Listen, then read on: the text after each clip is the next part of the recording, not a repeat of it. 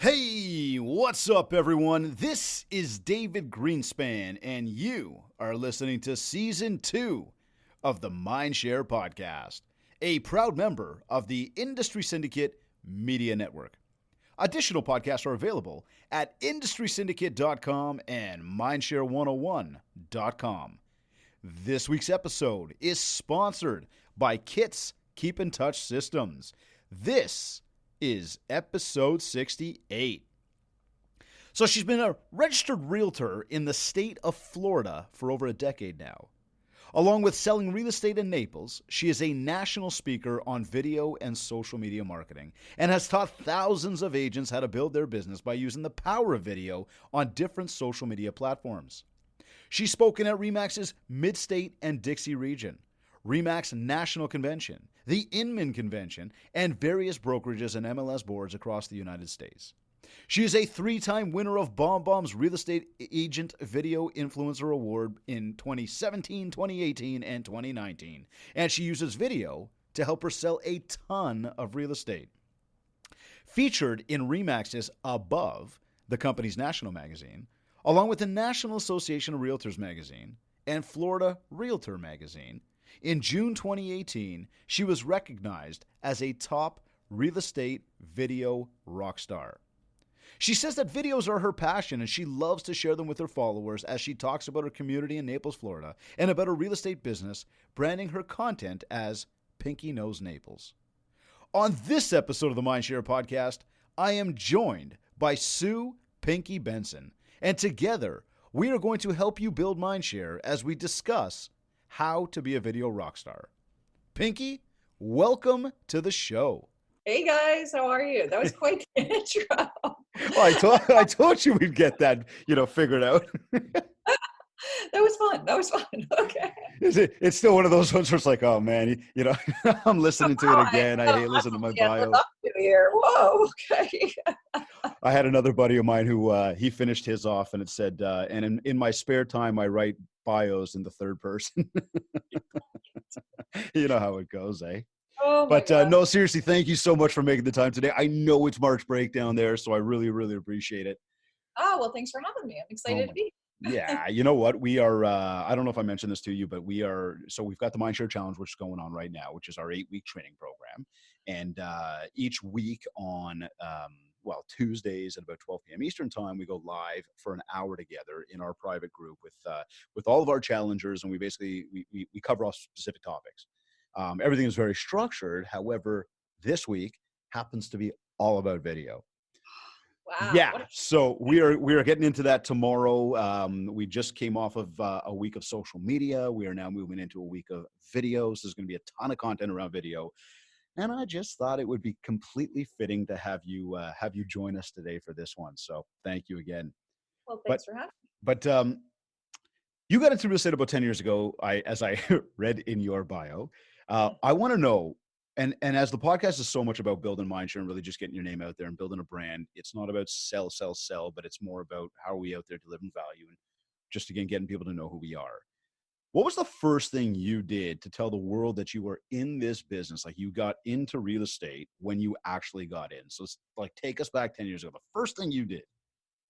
Well, I joined I became partners with my friend Shauna. And so we actually started a team, and it's kind of funny now because I was like, okay, we need to have team colors, even though we were already with RE/MAX, which is obviously the red, white, and blue. I was like, I think we need to have team colors. So I was pink and she was green. And that was what we first started with, was trying to, establish this pink green, kind of the Lily Pulitzer look was what we were going for. We were the SOS team, which meant, SOS team, we're here to help, but it really stood for Sue or Shauna. So we were starting the branding game already. That was our first thing. I knew we had to separate ourselves from, a lot of the agents there, but I wasn't Pinky back then. I was just Sue. Okay. So you guys got together and you did that. And then how did you actually tell people? I mean, was it, we did a blast email, we put up a sign somewhere. What was the type of thing you did to kind of like get it out there? Like, we are here. Well, actually, one of the first things I've been reading all these Florida real estate magazines, and there came across about an article about the foreclosure tour that was happening in Las Vegas, and how much success people were having doing foreclosure tours, because this was right during the recession. So I was like, let's do a foreclosure tour. So Shauna and I started putting together, like, every 6 weeks, 8 weeks, a foreclosure tour where we would take people around the small town that we lived in, because it wasn't Naples back then. It was Spring Hill, Brooksville area, which is north of Tampa. Right. And we literally were going out and looking at $40,000 crap shacks. We were going and looking at anything that was listed for sale that was a foreclosure. And we had a tour of people, and we had these signs made up that, sign up for the free foreclosure tour.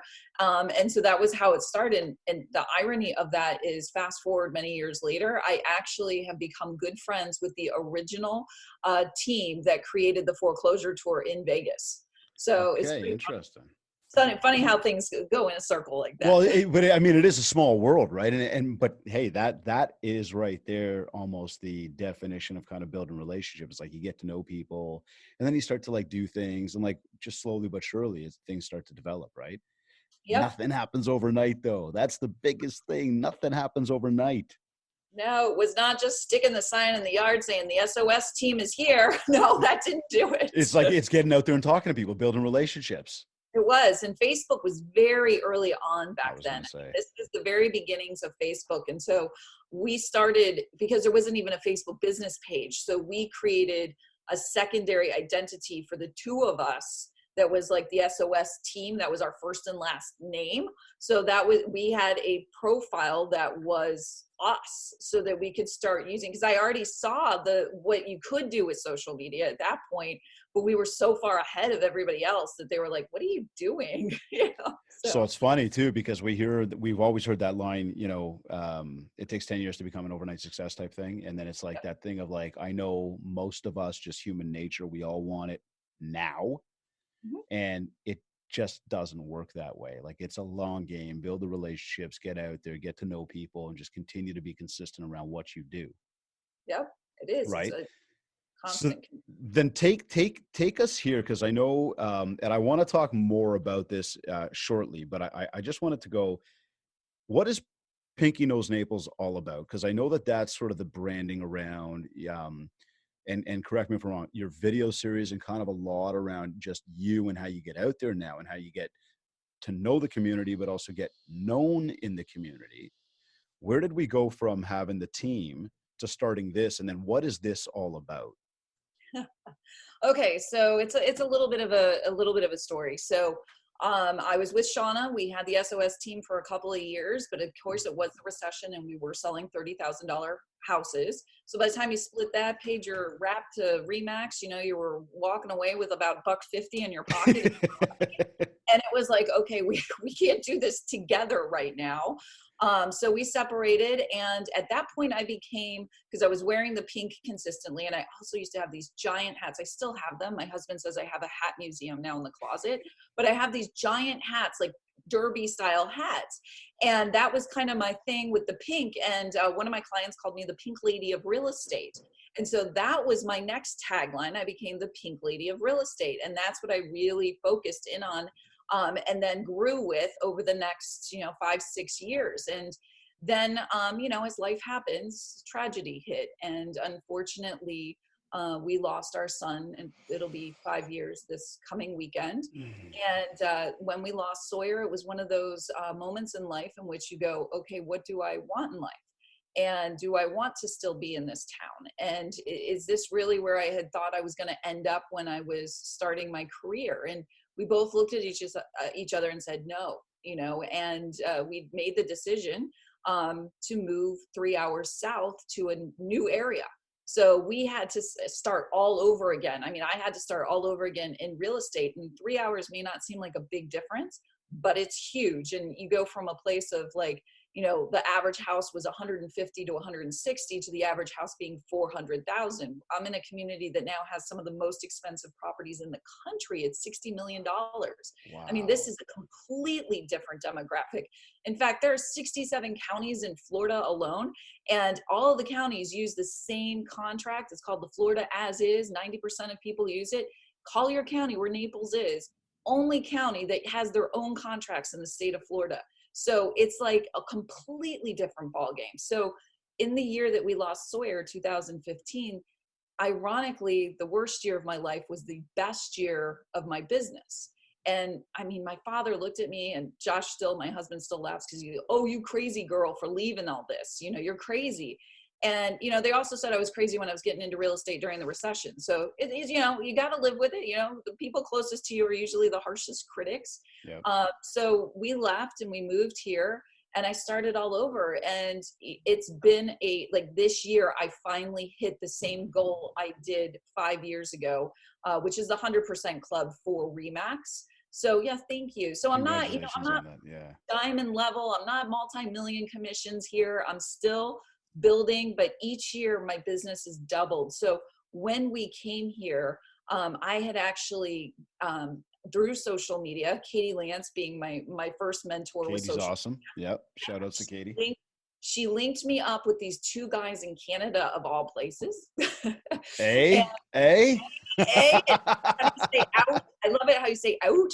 You guys always make fun of it. I get that all the time from all of my buddies down there. I'm like, yeah, so what about, they're like, a boot. I'm like, what? I do. Like Chelsea does that to me all the time. Oh, geez. Yeah. So she linked me up with these two guys that were doing video at a high level, and it was Michael Thorne and Jesse Peters. And these guys became my mentor and started teaching me. So I went to actually the Remax convention. First time I'd ever done that, just to meet them and take their boot camp. So if you guys ever get the opportunity, because they do it in Canada a lot, go and do this boot camp, this video boot camp. And I went and I learned, because even though my background prior to being in real estate was broadcast journalism, that's what my degree is in. Oh, okay. I actually never edited anything other ton a VHS tape.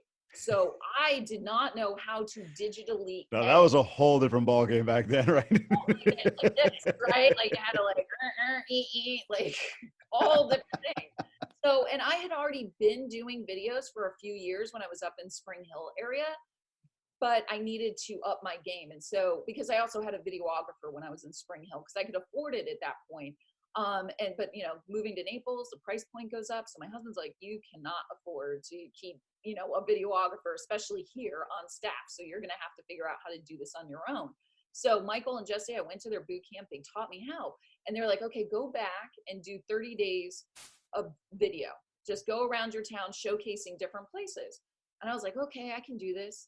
And I remember it was spring break, and I had the kids, and I was like, okay, so should I be Pinky's Paradise or Pinky Knows Naples? And the kids voted, and they were like, Pinky Knows Naples sounds better.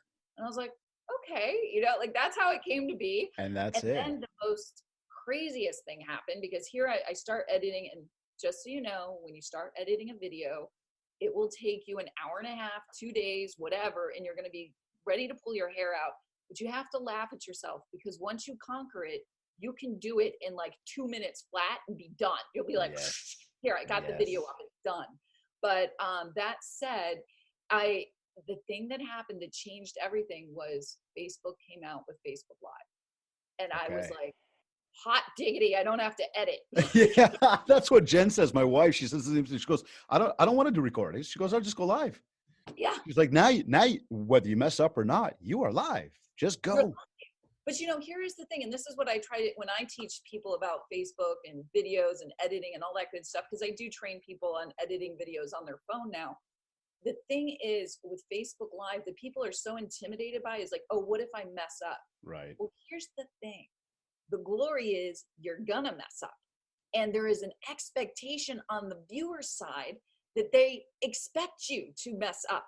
Like when you're watching the news and you see somebody and there's, like the reporter standing there and she's like, I'm here at the fair. And then all of a sudden some guy streaks past them. That's what you're waiting for, right? You're waiting for that moment of craziness. And the same thing is like if their audio goes out or something visually doesn't work, you know that they're live. So there is a forgiveness ratio at the fact that you are live. I like that.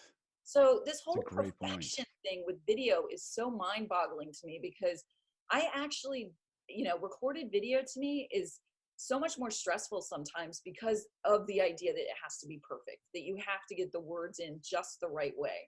And, to me, it's like, why, when I can just do it live and be done?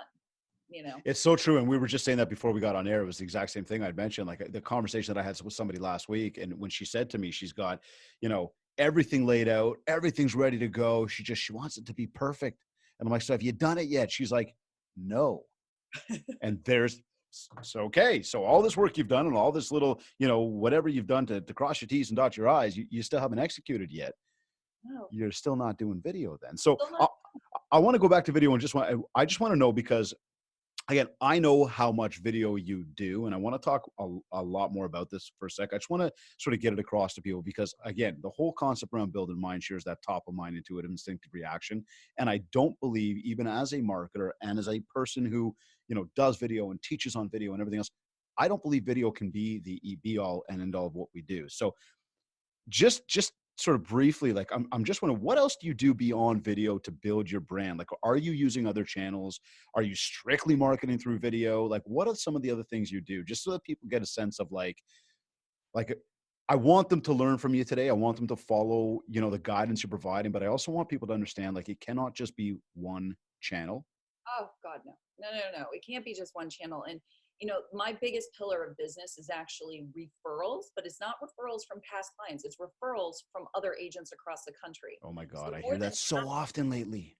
my business and this last year, half of it came from agents that referred their business to me, right? And even in amongst that group, half of that wasn't even Remax agents. So it's not like it's my own brand that's even referring me, it's other agents. Right. So going to conferences, connecting with people, like I like the Inman conference because it's people outside my brand. Right. I like the Remax conference because it's people within my brand, right? So making sure that you're making those connections with referrals across the country. So how can you do that without paying big bucks and going to conferences? Instagram. Okay. Do you know Michelle Berman? I don't. Michelle was on the show last week. We talked all about Instagram. She's down south of the border, so say your neck of the woods, but I know it's a big country. Okay. But we talked all about Insta. She was really touting the power behind it, which I know. I use it all the time. I learned a ton of stuff from her, but I love the fact that you just said that again. That's cool. Well, you know, it's a hashtag strategy. And I did she touch on the hashtag She strategy? did touch on hashtags as well. I'm curious to know, how many hashtags do you suggest people are putting in their posts? Somewhere between 10 and 15. You can maximize cool. 30. That's where she went. She said max 30. Yeah, max 30. So, but you know what I find is that when I train on Instagram is that so many people have a hard time coming up with it. Right. Like, which hashtags should I use? So I'm going to give you my journalism 101 here. Here's your tip. Love it. Right. It fits perfectly with Mindshare 101, so we'll go for it. Okay, so when you're in Journalism 101, the first thing they're going to teach you is how to write a lead, okay? That's how you attract somebody. So the 5 ingredients that you need to have for a lead is who, what, when, where, and why, okay? So let me just tell you, my kids hate writing now because they always have to do the who, what, when, where, why. But if you cover the who, what, when, where, why, when you go to do a post on Instagram, you will have at least 5 hashtags, right? You should have at least 5, but I guarantee you're going to have up to somewhere between 7 and 10, and then you add your branded hashtags.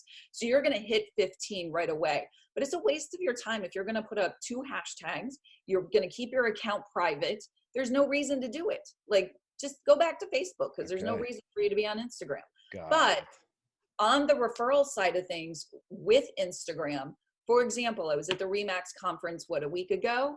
They had the branded hashtag for that, which was Remax R4, right? That's the hashtag that they wanted to use. So I made dang sure that during that week, even the weeks leading up to it, first of all, I follow the hashtag. I start engaging hardcore with all of the people that are there. They put up their awards. Congratulations. That's so awesome. You know, and I had people coming up to me like, hey, thank you so much for commenting on my Instagram. Can I get my picture with you? You know, can we connect? Here's my card. Like, that's how you build a referral base. And I'm not even doing a video. This is in person, but it's from social media.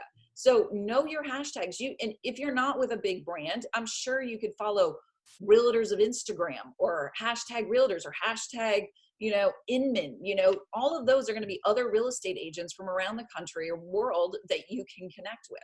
So that's my biggest pillar, is actually the referral base. So, and that doesn't have a lot to do with video other than they have found me because I put my face in front of the video. they now know me. And so when they see me, they're like, oh, I know you. I feel like you're some big celebrity. I'm like, And there's the power of video. There it is right there, right? Because it's, and you said this because I asked you, first thing you did when you got into the biz, we told people, we went and we connected with people. You know, what are we doing with video? We're connecting with people. What are we doing with social media? We're connecting with people because we're leveraging the hashtags that are there. It's not just about posting something. It's about actually engaging with people, going to conferences. How often I hear this from people lately, referrals from realtor to realtor. I've been hearing this more and more lately. You know, and I've said to everybody, I mean, when I was on stage last week, 2 weeks ago now, time flies. I didn't even know. We were at the reality conference that OREA put on, the Ontario Real Estate Association, which was in Niagara Falls. And we're there, and I said, how many of you have gone out and met one new person a day? Like, you're sitting next to people, you're talking to people, but I'm talking like met somebody and actually taken contact information that you are going to act with purpose to put into a database and actually stay in touch and build a relationship with, right? It's the networking, it's the communication. It is so big. And that's, I was going to say to you, like, where do you see most of the business from? From people you know or people you don't know? And I'm going to lump those people you connect with on social media into people you know, right? Because it's now you're creating a connection point. It's not some random stranger coming to you from some random lead. And you may get some biz from that. I imagine you probably do, just based on the branding. Mm-hmm. Yeah. But most of the business, would I be right in saying that it's coming from people you know? Yeah, I mean, it's people I know, or it's people that I know that then, like, I got one this morning.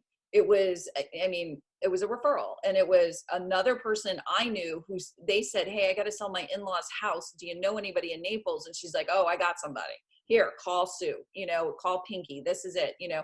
And so it's other people referring to you. And for all those people that want the business now, that's the business that's now, because they've already kind of been pre-qualified by another agent who's saying, okay, they've got to sell their house, you know, so let me hook you up with her. And now, you know, it's not I'm 2 years down the road. And I have a lot of those. I mean, and those are tricky. It's a long term, you know, I got to pay my bills today. But isn't that there's the common thought though, in this business of like, I got to pay bills today. I want the deal today. And I mean, I love it when people come door knocking to my house, and they're few and far between these days, you know, which I get it, but like 99% of people that do it say they see business from it, right? So, and it's a very, very small percentage of people that do it, but it's like people will come to the door and I'll look at them, okay, are you looking to put a sign on the lawn today? And they're like, yeah. I'm like, no, I don't know you, right? You got to get to know people. You do. Right. But there's the why, which you've been very, very forward about, which we understand. The why you started video, right, was exactly that, was to connect with people, get people to know you better, get to see you, get to hear you, get a sense of your personality, right? So here, what was the actual very first video you did? Like, what was that video, and how did you almost muster up the confidence to go, I'm going to press record and do this thing? All right, so this is actually before I came to Naples. I feel like I just opened a can of worms. I'm thinking that it was now got to be 8 years ago. And I went to my first little conference. It was one of these like local, hey, we're having a, you know, conference type thing. And this lady gets up on stage and she is yakking about social media. And at that time it was Facebook and Twitter. And then she's like, oh, and you should be starting to look at video. And I'm in there and I have this degree in broadcast journalism. I haven't used it in a few years since I had my son. And this big pink light bulb goes off and I'm like, oh, like I could do that. Of course, the light bulb was pink. Yeah, of course. And I'm like, I could do that. And then this other guy gets up and he starts yapping about video is going to be huge. You got to be doing video. And this is 8 years ago. And now here we are at this point today. Yeah. And those two people were Katie Lance and Chris Smith. Okay. So those two major innovators were already talking about it way back when. So I left, I went back to Spring Hill. And at that point I had a BlackBerry. So you could not shoot video on a BlackBerry. Okay. If you did, it was really grainy and awful. Another nod to Canada. Yeah. so I had one of those video cameras with the flip out, you know, that whole, you know, thing. And I grabbed my husband, who is not a videographer nor picture taker. We're still working on those skills. And I said, okay, just go stand here and we're going to shoot this. At what I had listed at that time. So I'm in the recession. So the house is $30,000. It's a repaired sinkhole home. Okay. Oh, wow. So yeah. Still on the sinkhole too, right? Well, that's what they do is they pump cement down into the ground to Yeah. solidify it underneath. So it's a 2-bedroom, 1-bath built in the like late 60s. This is nothing. There's no crown molding. This is the true buyer beware. The best thing I could say was like, look, there's new carpet and paint. They actually have carpet. And so I shoot this video, then I come back and I have to figure out, like I said, how to edit. So, and then I have to figure out YouTube so I can put it somewhere. Right. And then I have this YouTube link and you went over to Facebook and put it up there. And back then it wasn't Facebook versus YouTube yet, right? And there was no pretty preview of your video. Like it was just an ugly old link sitting there. And it was like, please press this, you know? So that was where it started. And, you know, for everybody out there that's like, well, what will people say? I'm going to tell you right now that I heard it. Yep. Who does she think she is? Is she trying to sell a house or herself? What is this about? You know, you hear the naysayers. Yep. And, you know, I said, you know what? I'm going to do it. This is my comfort zone. I'm okay here. And I'll just keep doing it. And so that was the very beginning. And then when I came here, fast forward and did my first Pinky Nose Naples live, what I would do is every Friday at 1 o'clock, I did some research beforehand. So I would have the stats. Now I'm new to the community, right? So I really don't know anything. So I really did have to research, you know, my husband grew up here, but I didn't know anything. So one of the first ones I did was on 5th Avenue, which is our downtown area. And I looked up some fun facts about the history of 5th Avenue.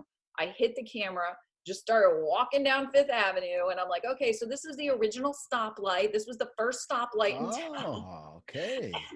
I mean, the camera's up here. I don't know what I'm doing. Like, you know, I'm walking by and at one point you can see like these people over my shoulder doing the, like I get that all the time. I'll be walking through a mall, then I'll be recording, and people will be like, now you get some people that are like, they'll start doing funny things in it. But like, it's a lot of people going, who's he talking to? What's he doing? What's this all about? You know? So that was my first. And in fact, one of the first ones I did was, we have a trolley in town. And I'm bugging my husband. I'm like, where's this trolley go? He's like, I don't know. I've never been on this trolley. And I'm like, okay. So one Friday he says to me, what are you doing today? I'm like, well, I got a Pinky Nose Naples. He goes, well, what's that? You know, where are you going? I'm like, I'm going to ride the trolley. And this is like the middle of July, which is our off season. Okay. Yeah. It's hot, you know, miserable. He's like, what are you, I grew up here. I've never been on this thing. So I get on the trolley. I'm interviewing the trolley guy. It's just him and me going all over Naples. I learned more in that day than anything. Oh my God. That's hilarious. That's amazing though.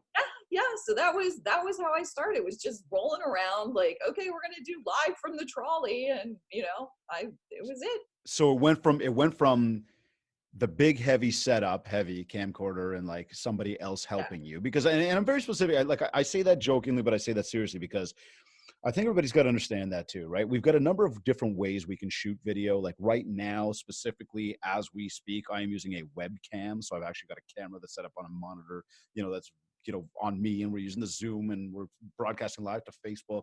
And to some people who might go like, wow, that sounds a little like a lot of stuff. It's really not that hard. My videos, my Mind Show 101 videos are typically, like I was saying to you before, it's very much me doing this. And how many times I've had people say to me, they're like, Dave, how do you know, what are you using to hold your camera? And like, I got to get one of those. It really follows your face around perfectly. I'm like, man, you can't even buy that thing in a store. They're like, what is it? What are you using? I'm like, my right arm. They're like, that's it. That's it. But I will say though, because when I first did my my first video was my phone. And it was, I literally pretty much the same thing here. I had my earbud in my ear and I was walking through, but lighting was bad and sound was bad, lots of background noises, and the whole thing was a little bit shaky. And it was one of those where you go, but I'm just going to do this. You know, so you've got your cell phone, which has an amazing lens. You've got the webcams. We've got the camcorders that you can set up on a tripod, or you can have somebody else hold it for you, and you can get a wireless microphone. And now you've got to take that file and you got to put it somewhere, and you got to start to do the editing, which I want to ask you about in a minute. But if you keep it very simple and you have fun with it, like obviously you did on that streetcar, it's you and your smartphone, right? Go live and go and have some fun with people, right? It's that easy. Now, in terms of a comfort level, I mean, I got to imagine when you first clicked that, was there, I mean, you said you did a little bit of research, obviously, to do like the Pinky Nose Naples stuff. Was there a lot of rehearsal prior? Like, what did you do? Did you do anything to go, I'm going to look in a mirror and I'm going to practice, or did you just go for it? No, I didn't do the practice in the mirror stuff. That's not my style. I Cool. mean, honest to goodness, like rarely do I go even like, I'm a big Bomb Bomb fan. Yep. Rarely do I ever go back and watch any of those. I have rarely watched me do a Facebook Live, listen back to myself on a podcast. I just don't do it. Like, Yeah, because I'm always going to find something that I should have said or should have done for to make it sure. better. Yep. So to me, if I can get the words out, I can make eye contact, people can hear me, I'm good. Like, that's it. It's so true Right? though, right? Yeah. Yeah. So no, I really didn't rehearse. Other than I looked up the facts, and I remember I put them on like a index card, like old school, like you're Yeah. in Yeah. daughter To keep on it. the way to school, like just kind of quizzing me on, like, okay, so what happened on Fifth Avenue in 1952, like, Yeah. and so so I would at least know 4 main things to say, right? 3 or 4 main things to say. And then I could just roll with whatever happened. If somebody asked me a question, if somebody wanted to see something, I could just maneuver the camera.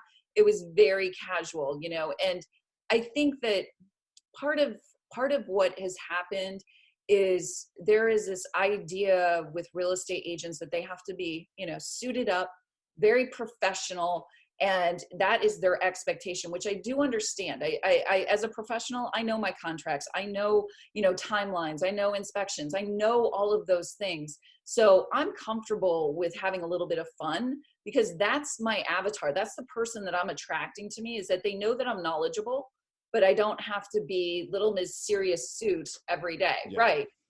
But when it comes to videos, I think that as professionals, we think it has to be a commercial, and especially the 40 plus genre, because we grew up with real estate agents on TV doing a professional commercial, right? That's what they're used to. But what they don't remember is that during those commercials, you got up to go to the bathroom, you went to get something to eat. Nobody actually watched them, right? Like they weren't, it was name recognition, sure, like the billboard and the bus stop, but it wasn't like you were sitting there like watching his every move intimately and worried about whether or not he was going to get over that step and not trip over himself. You weren't obsessed with that stuff.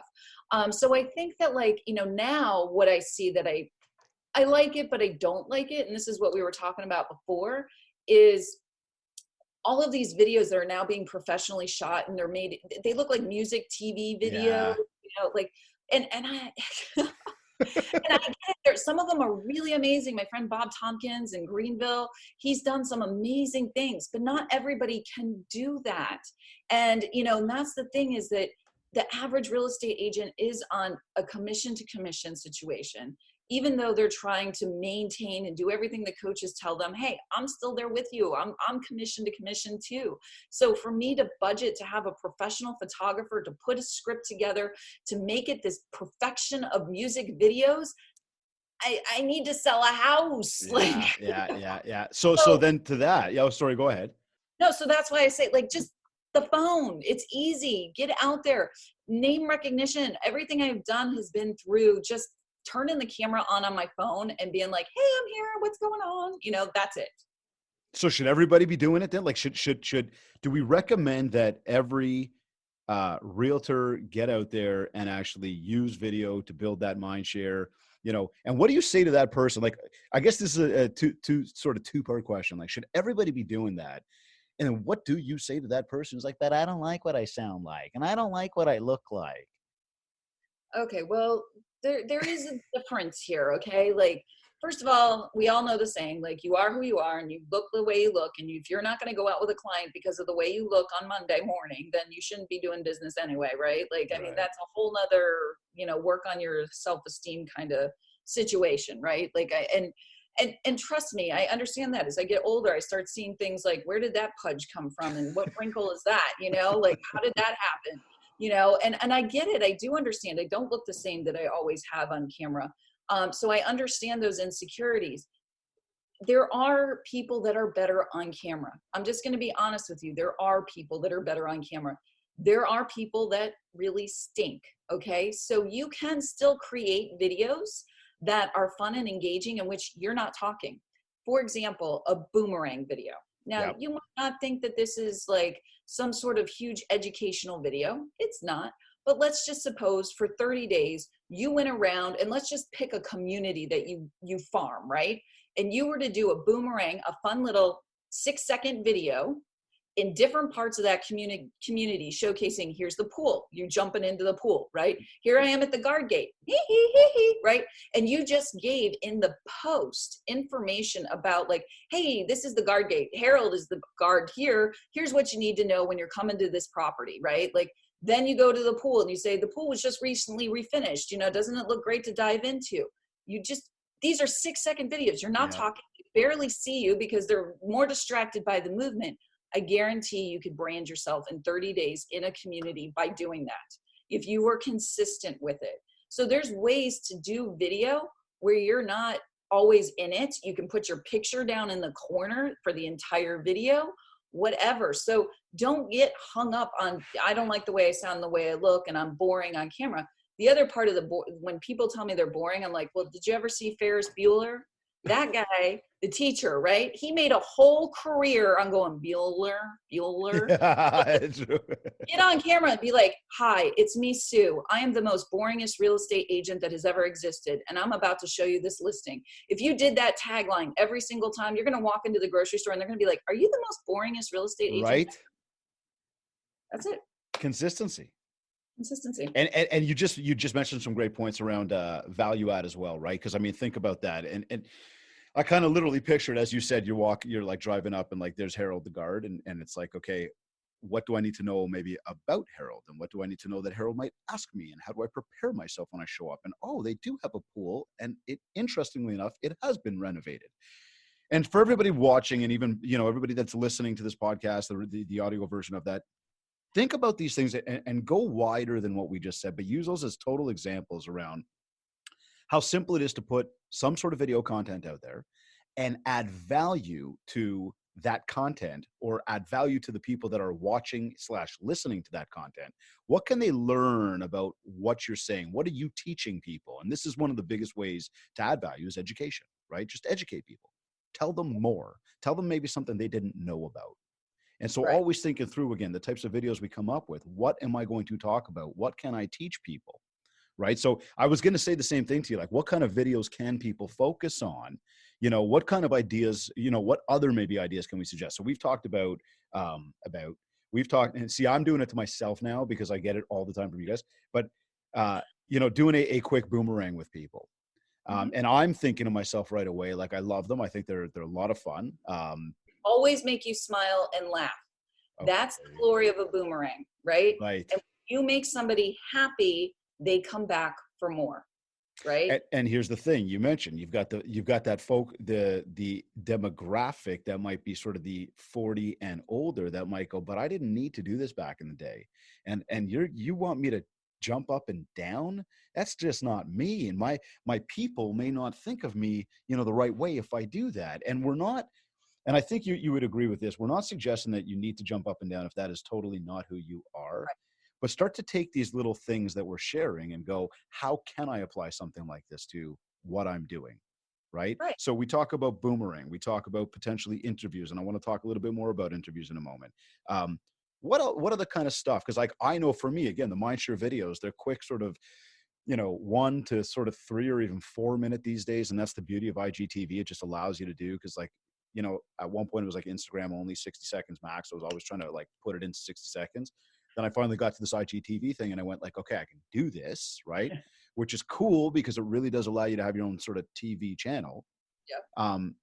Now you start to explore and maybe even expand on the types of content, but you got the interviews, you got the boomerangs, you got sort of what I call the rants or the short educational videos. What other stuff can people do? Like here, you mentioned obviously going around town and teaching people about what's going on out there. And all you have to do is have 3 or 4 points prepared of what to talk about. Yeah.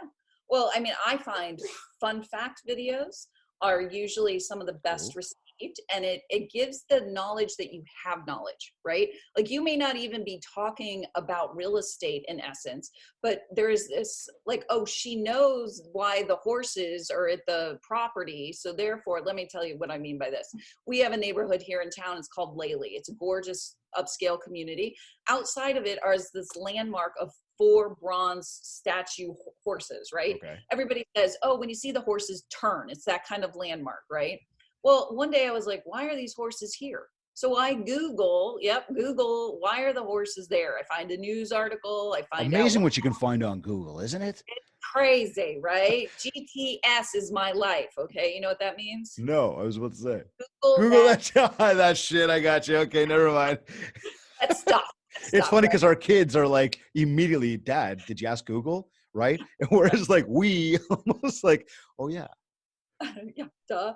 So I look it up and I find out that these 4 bronze horses are actually replicas of horses, these statues, same guy made them for when the wall went down in Germany.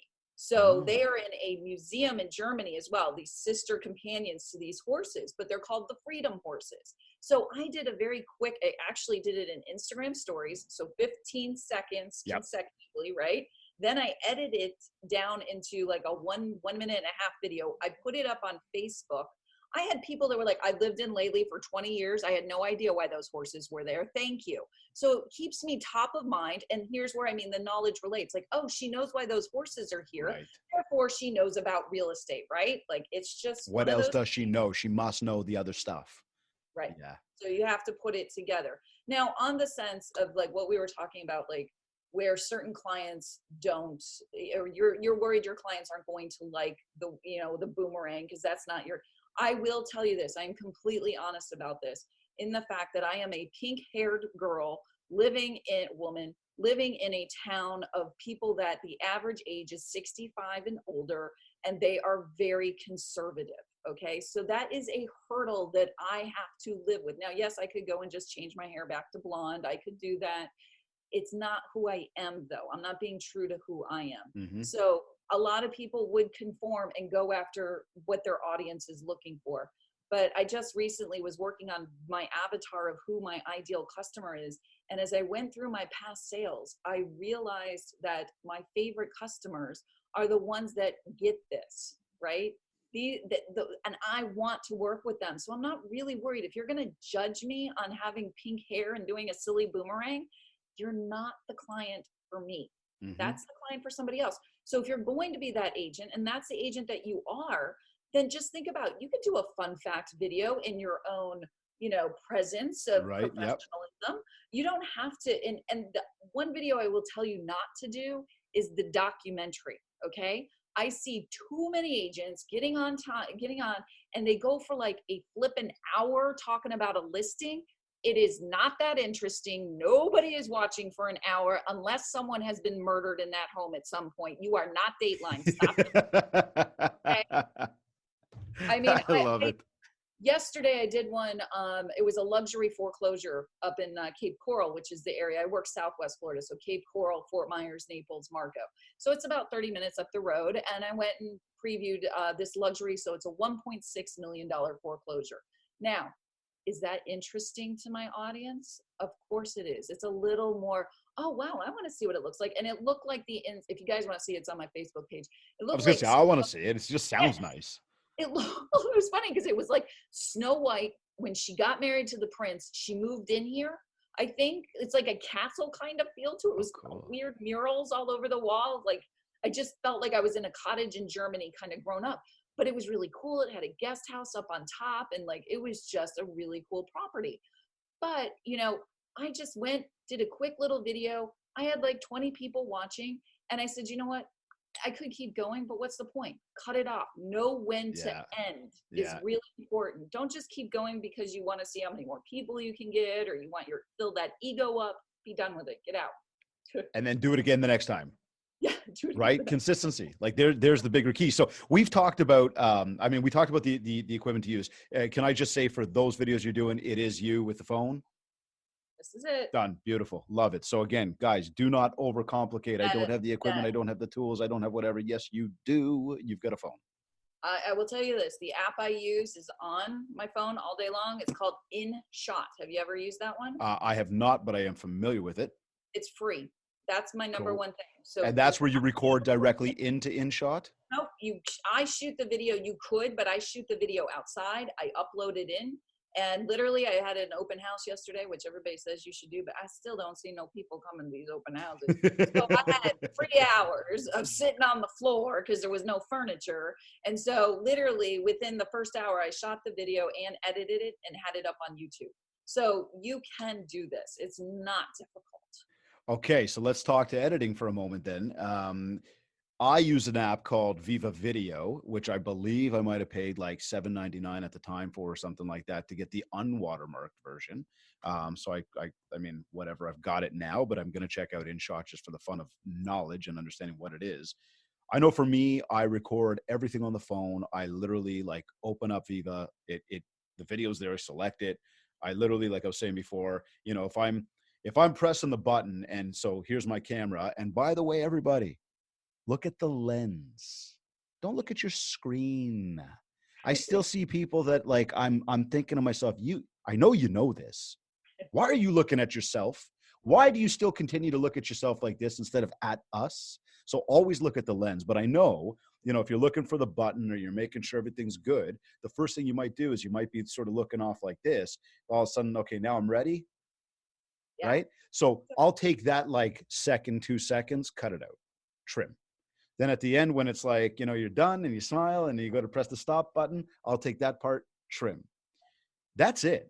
I mean, there's not a lot of anything going on, but there's my video and now I've got it. And again, in that particular app, just because I do load to a bunch of different platforms, and I'm curious to know where you load up to, but I'll put stuff up to YouTube and I'll have it edited widescreen. I'll put it up to my Facebook, LinkedIn, and that'll be sort of that one-to-one. And then I'll obviously for IG, it's that 9:16, right? So you want that sort of longer, whatever.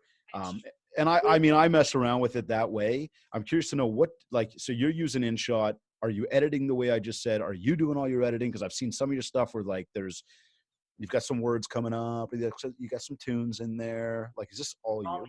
It's all me. It's all me. So majority of time it's InShot. I recently did one with Quick, Quik. Okay. Another free app that you can use. Great for still photos that they make move around. They put in the music, do the transitions. You just add the text. Very simple to use. You can get a little more advanced with it. But how long does that take you? Like when you do something like that? A minute. Okay, cool. See? All right, cool. I mean, as long as but I don't have the time. Yeah, you have a minute. Yeah, like it's less than 10 minutes at tops, Yeah. But as far as like uploading it to different places, when I make the videos, like I made the one for my listing, I do YouTube, and actually it's pretty funny because have you read this one yet? YouTube for Real Estate Agents? No, but I you know what, I'm excited. I want to get into that, and I want to talk more with Karen as well because I know she really kills it on YouTube.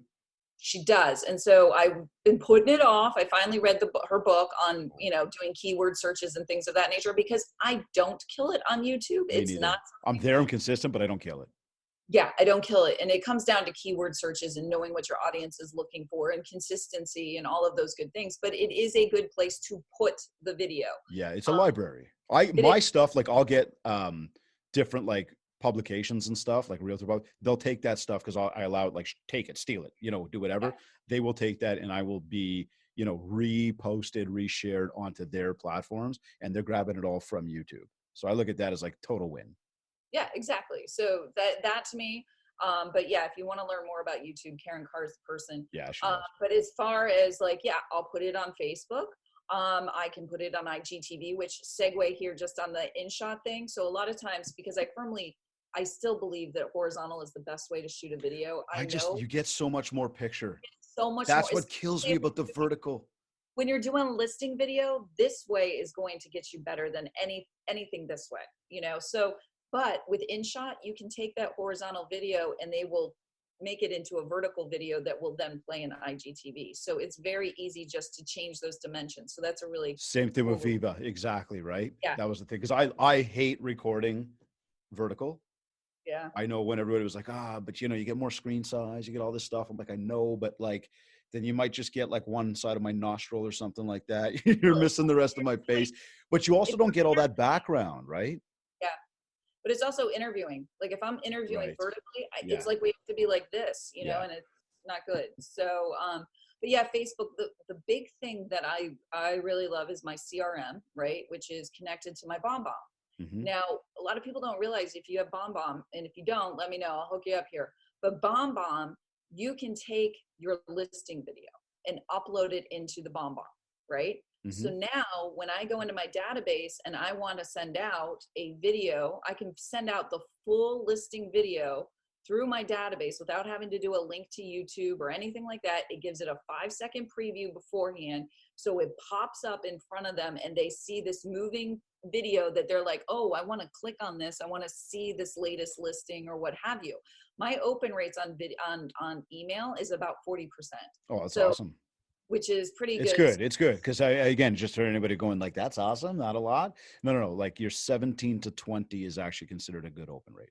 Yeah, because like it's like normally what 9 to 12 or something That's the like thing, that, I yeah. think, in the industry. Yeah. So but it's because I tried to make my emails look more enticing with video, because people are more likely to be like, oh, well, I can watch this video.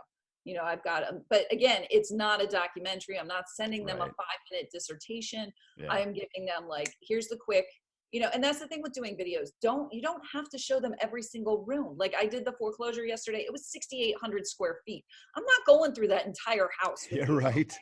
Like I'm just going to show you the kitchen because that's what people want to see. And typically the master bathroom is phenomenal. So I'm only going to show you tiny little things. If you want to know more, contact me and I'll hook you up. Boom. Exactly. Right. And that's the thing I love about it. We mentioned stories and we haven't spent a ton of time on stories, but I mean, I love stories. I'll get on stories all the time and just record stuff. And I mean, I will get people like message me like, I love watching it because it's hilarious. Because you might screw up, you might say something like, forget it, just post this thing. Other people, I know friends of mine be like, dude, I know everything you do. Why the hell do you post your entire life on there? I'm like, bro, you know what I want you to know. Okay, that's number one. And number two, you get to see what I'm up to, right? We got a connection. Like, you see what's going on, right? Well, to me, stories have intention. Oh my They have God, the yeah. intention of watching your stuff because they're hitting that bubble. That's right. So they want to know. So and then I, as the creator, can see who is watching my stuff and Exactly. watching it across the board. So I either know if you're my biggest fan or my biggest stalker. Either way, Yep. I know about it, and that's power to know. It totally is. And you're going to get a lot of people that will just watch and never do anything. But you do know what's going on. And again, they are very raw. They actually have more shelf life than the stuff that's on our feed, because a lot of people aren't going to our feeds all the time. They're just kind of scrolling like their feed, whatever. But stories 24 hours, they stick around. And like, I suggest anybody should always have at least one something on their story in every 24-hour period. We should do one something right now. Right? Like, but there's the key, right? So, and as that, right? It's so. Question for you here then, when it comes to, we talked about recorded, we talked about live, we talked about sort of the fun between the two different ones. And again, I'm almost going to go stories are almost that similar idea as live, because it's like you press that button, you just hold it down and you talk and you don't edit anything, you put it up. Live, obviously you keep doing your thing. Recording, it's all of a sudden people put a little bit more need to make it pretty. But I think that what we've really hammered home on today is like, there's not a need to have to do that. Just get out there and do that. So how often do you suggest people should be posting up video? Is this a daily thing, a once a week thing? Is it whatever you're comfortable with? I mean, we talked about consistency. What is that sort of, is there anything you say to that? I would say that if you're going to be doing Facebook Lives, and I am not the best person to watch on this, back in the day when I first started, like I said, every Friday at 1:00, I like, now it makes me freak out if I have to do a time. Like, I'm like, oh, 1:00, I gotta be here. It like freaks me out. So I try not to do it as much, but being consistent in your time, like, so that your audience knows that like, oh, it's Friday at 1:00, she's going to come on. Once you start to gain the following, then when you do a Facebook Live, they're more like, because they're usually like got their alerts on. So then they're like, oh, she's going live now, I want to go in and watch. But in the beginning, you should be consistent with your Facebook Lives, doing it at the same time. In all honesty, it's so funny to me because I was just looking at my own profile today to, because I feel like I don't do as many Facebook Lives anymore. I don't do, Okay. And I really, because I'm spending so much time in Instagram stories, and that's where I'm really starting to feel, getting the direct messages and getting the relationships with other people are really happening there. Because like I said, there's intention. These people want to know more. They want to engage with me. And it's not, because, Facebook is still very much throws things into your timeline because of their algorithm, and they think that you want to see it. So all of a sudden you're looking at like Tom and you're like, why am I seeing Tom's stupid stuff? I don't want to see Tom's stuff. Whereas the bubbles, the stories are intention, right? So you want to see that from beginning to end. Right.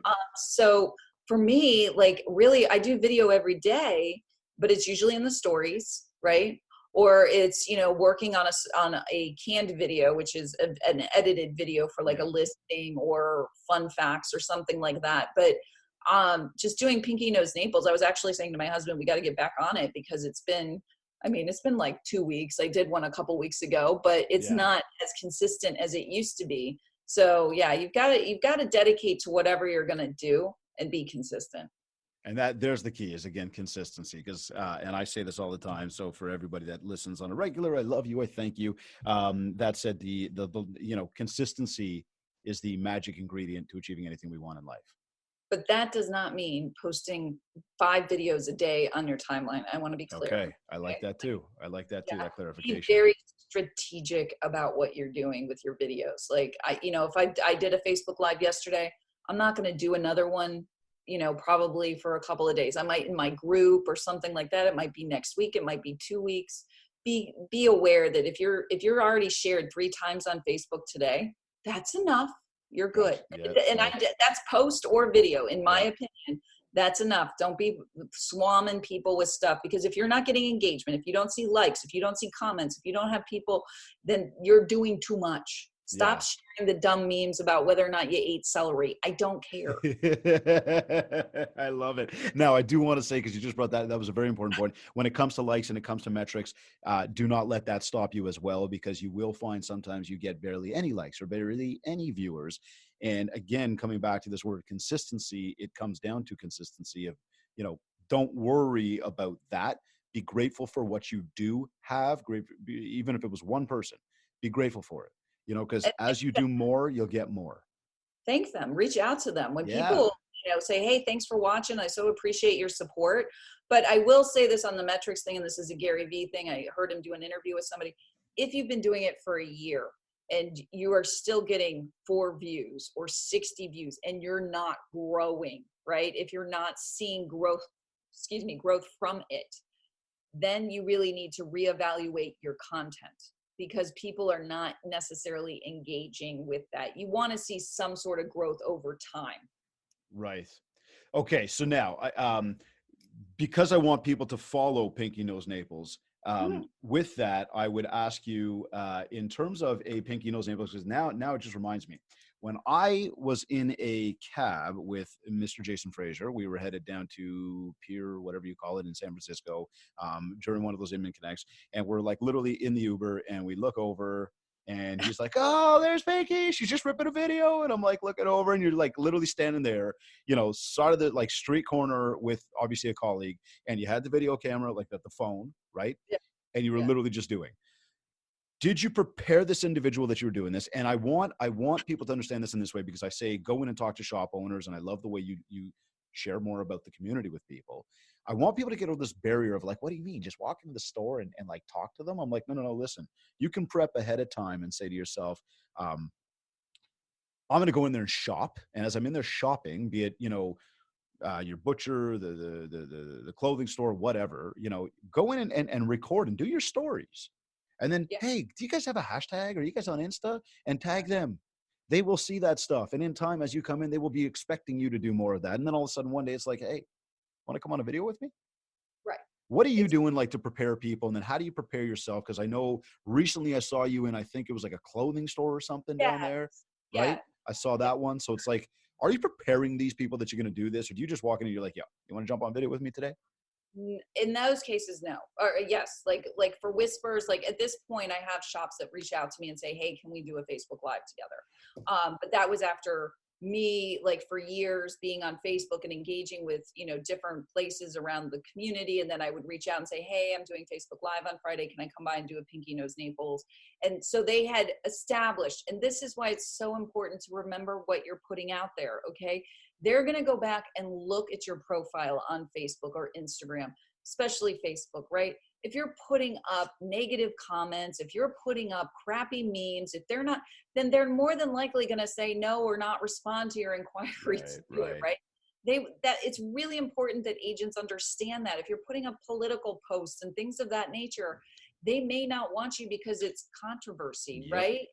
And that's where you got to be a little vanilla with certain things, right? You just have to be realistic about that. So with stores, not necessarily. Like if I'm at a conference, like that's more of like, that was one of my Remax friends from Phoenix, and we had You actually remember exactly. That's like 4 years ago or something. Yeah, Christy. Well, that's hilarious. Two of my videos from that event got flagged by Facebook. So someone flagged them, I think. Oh. And I had to wait for them to come back. So that's why I really remember that. That's funny. Yeah, okay, cool. And I had gone to the Golden Gate Bridge and I really liked that video. That's why so at any rate, but yeah, no, like with Christy, we had just come out of something talking about Zillow and iBuyers. And I was like, let's just talk about it, And I knew that she would be a good interview because and really honestly, guys, interviews are more challenging than you think. Yeah, right. Because the other person may not be as comfortable as you are either. Right. And like often I will say to them, like with that Whispers one, the clothing store, I sat there for 20 minutes with the owner talking to her beforehand and getting her comfortable because she's an artist. They tend to be very introverted.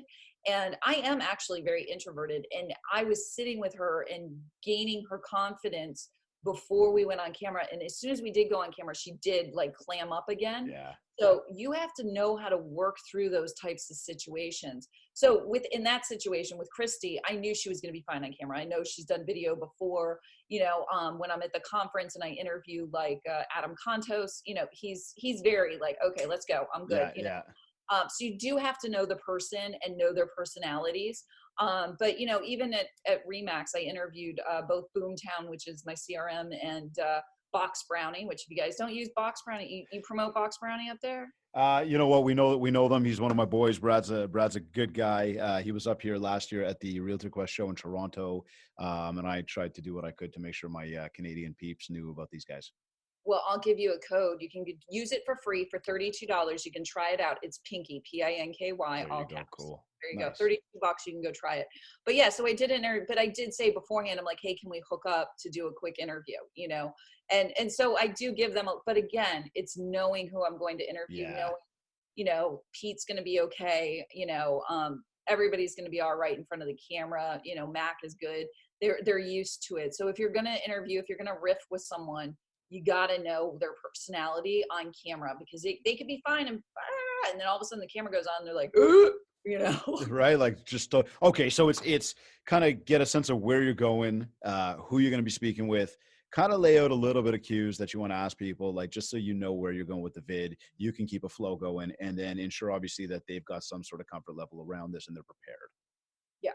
Cool. And I would say to, again, everybody is take advantage of these things because the more you get people understanding, the more value you can provide about, information in the community. And as Pinky said, with the fun facts, and this is education for people, there's information for people. And the more they're going to look at you as conduit of information and they're going to almost come back to you and expect you to know a little bit more after the fact. And now they're coming back to you. And now you have built mindshare with people. So, Pinky, what last tips, and I know we've thrown a ton at people here, is there anything that you want to, any last tips you can give to anybody or whether they do it now, whether they want to do it at any time, what should anybody who is listening to this podcast, watching this right now, what should they be doing right after they finish this when it comes to video? I think you just need to take out the phone, figure out how to flip the camera around. I've actually had to teach people. Okay. I know it's crazy. I chuckle, but I should, yeah, okay, gotcha. Right. And just do a video. Like you don't have to post it. God forbid, you don't even have to post it.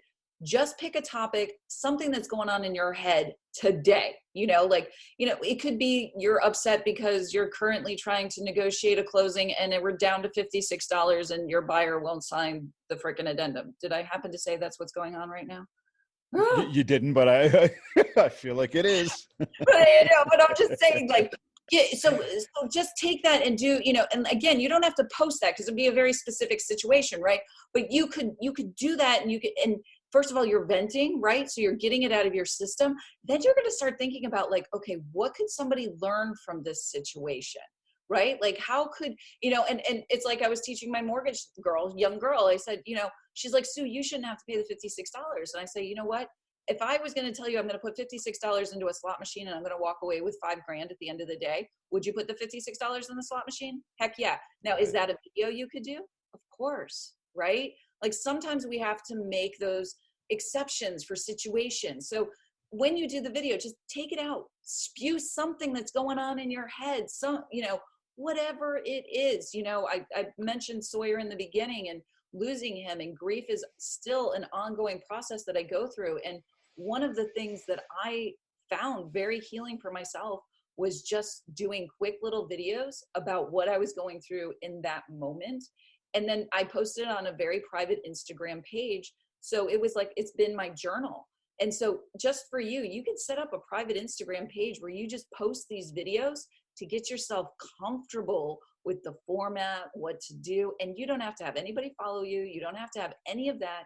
Just do it and get comfortable with what you're doing. That's it. Don't make a 2-minute video. Make a 30-second video. That's it.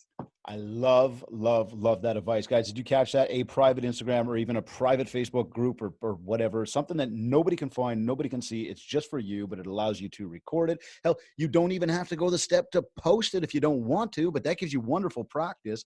Just hit record and do it. Yeah. Right? That's it. Pinky, where can people find you?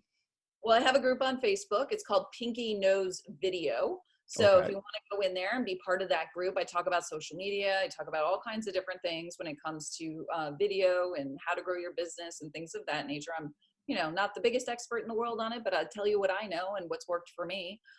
So that's where I would suggest. And then if you're on Instagram, I would say go to Pinky Knows, KNOWS Naples, and follow that page. Amazing. Pinky, you've been crushing it on video for a long time now. So definitely a lot of awesome insight into how everybody here can become a video rock star like you. Keep doing what you do out there. And thank you so much for joining me on the show today. Thank you for having me. You're either listening to this on iTunes, iHeartRadio, Google Podcasts, Stitcher, or Spotify. Or maybe you went to industrysyndicate.com. Maybe you downloaded our free Industry Syndicate podcast app. Or maybe you went to my website, mindshare101.com. And while you're there, make sure you download the 7 Ways to Communicate. It is a free ebook to help you build more mindshare. Wherever you like to consume your content, please rate, review, and subscribe. And if you haven't yet, connect with me on Facebook at Mindshare101 and on Instagram at DavidGreenspan101. This has been another episode of the Mindshare Podcast. Thank you, everyone, for tuning in.